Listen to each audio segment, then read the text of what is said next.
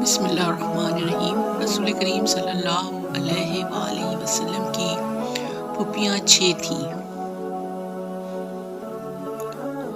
Number 1 ام حکیم، ان کا نام بیضہ تھا۔ Number 2 Barra, number 3 Atiqa, number 4 Safiya, number 5 Arwa, number 6 Umaima. ان میں سے حضرت صفیہ رضی اللہ تعالی عنہ کے اسلام لانے میں اتفاق ہے۔ حضرت عروہ رضی اللہ تعالی عنہ اور حضرت عاتقہ رضی اللہ تعالی عنہ کے بارے میں محمد بن سعد نے بیان کیا ہے کہ دونوں مکہ معظمہ میں ایمان لائیں اور مدینہ منورہ ہجرت بھی کی۔